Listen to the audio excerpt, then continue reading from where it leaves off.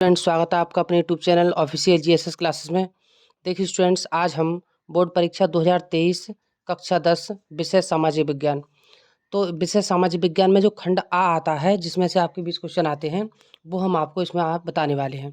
तो इसमें जो 20 क्वेश्चन होते हैं वो एक एक नंबर के होते हैं, ओएमआर शीट पर वो भरे जाते हैं। तो आप ओएमआर शीट आपको एग्जाम में मिलेगी, जिस पर आपको 20 क्वेश्चनों के आंसर आपको देने हैं। तो देखिए इसमें जो 20 क्वेश्चन हमने मेन टॉपिक पर दिए हैं, ये 20 क्वेश्चन जो हैं इनमें से ही लगभग आपको 50 या 60% मिल जाएंगे। इन 20 क्वेश्चन में से आपको 15 क्वेश्चन बोर्ड परीक्षा में आसानी से मिल जाएंगे। तो देखिए आपको करना क्या है, ये क्वेश्चन सही तरीके से रिवाइज कर लीजिएगा। और बोर्ड एग्जाम कल है आपका, कल 4 तारीख है, तो 4 तारीख के लिए आप अच्छे से तैयार हो जाइएगा। तो देखिए पहला क्वेश्चन हमारा, इटली का एकीकरण कब पूरा हुआ।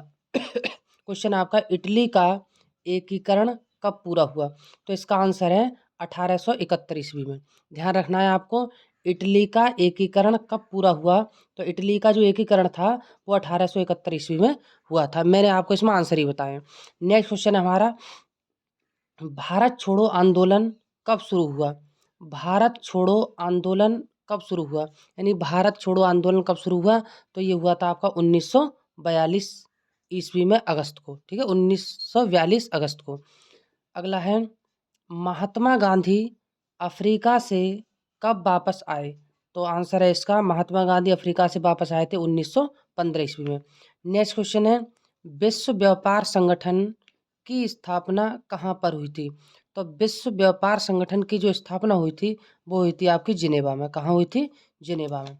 नेक्स्ट क्वेश्चन है क्वेश्चन नंबर 5, चिपको आंदोलन संबंधित है। तो चिपको आंदोलन किससे संबंधित है। चिपको आंदोलन संबंधित है हमारा वन संरक्षण से। किससे, वन संरक्षण से। नेक्स्ट है, निम्न में से कौन सी एक रेशेदार फसल है। निम्न में से कौन सी एक रेशेदार फसल है। तो ये आपकी जूट। जूट जो फसल है वो रेशेदार है। नेक्स्ट क्वेश्चन है, निम्नलिखित में से कौन सा खनिज आधारभूत है। तो ये है आपका लौह अयस्क। ये लौह अयस्क आपका सही आंसर है। नेक्स्ट क्वेश्चन है हमारा, किस खनिज को काला सोना कहा जाता है। तो किस खनिज को हम काला सोना कहते हैं। इसका आंसर, सही आंसर होगा कोयला। नेक्स्ट है, यातायात का सबसे महंगा साधन कौन सा है। यातायात का सबसे महंगा साधन कौन सा है। तो देखिए यातायात का जो सबसे महंगा साधन है वो है आपका वायु परिवहन। क्या है, वायु परिवहन। यूरोपीय संघ का मुख्यालय कहाँ है। यूरोपीय संघ का मुख्यालय कहाँ है। तो ब्रुसेल्स में। कहाँ है, ब्रुसेल्स में। संसदीय प्रजातंत्र की स्थापना किस देश में सर्वप्रथम हुई। तो संसदीय प्रजातंत्र है, उसकी जो स्थापना हुई वो किस देश में हुई सर्वप्रथम। तो आपका ये आंसर है आपका इंग्लैंड में। कहाँ हुई थी, इंग्लैंड में हुई थी सर्वप्रथम। निम्नलिखित में से कौन सा संघीय सूची का विषय है। तो निम्नलिखित में से कौन सा संघीय सूची का विषय है। इसका सही आंसर होगा रक्षा।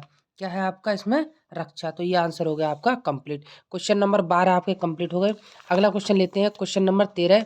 जैसा कि हमने 20 क्वेश्चन इस वीडियो में बनाए हैं, तो देखिए क्वेश्चन नंबर 13 देखते हैं हम। क्वेश्चन नंबर 13 क्या है हमारा, प्रश्न 13। देखिए प्रश्न 13 पे क्या है, संविधान के अनुसार भारत की राजभाषा है। संविधान के अनुसार भारत की जो राजभाषा है वो कौन सी है आपकी, हिंदी। कौन सी है, हिंदी। ये हिंदी आपका सही आंसर है। नेक्स्ट क्वेश्चन है, संविधान की 8वीं अनुसूची में कितनी भाषाएं शामिल हैं। तो संविधान की 8वीं अनुसूची में कितनी भाषाएं शामिल हैं। इसमें है 22 भाषाएं शामिल हैं। नेक्स्ट क्वेश्चन है, भारत में लिंगानुपात कितना है। तो भारत में जो लिंगानुपात है वो आपका 943 है। कितना है, 943 इसका रेशो है। भारत के किस राज्य में शिशु मृत्यु दर निम्नतम है। तो भारत के किस राज्य में शिशु मृत्यु दर निम्नतम है। तो ये है आपका केरल। केरल राज्य में शिशु मृत्यु दर निम्नतम है। निम्न में से किस राज्य की प्राप्ति प्राप्ति प्रति व्यक्ति आय सर्वाधिक है। तो ये आपके हरियाणा की जो आय है वो सर्वाधिक है। निम्न में से सार्वजनिक क्षेत्र में कौन नहीं है।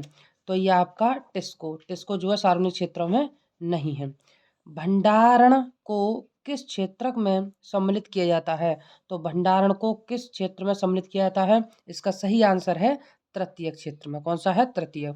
विश्व व्यापार संगठन का मुख्यालय कहाँ है? तो विश्व व्यापार संगठन का मुख्यालय जो है वो हमारा जिनेवा में है।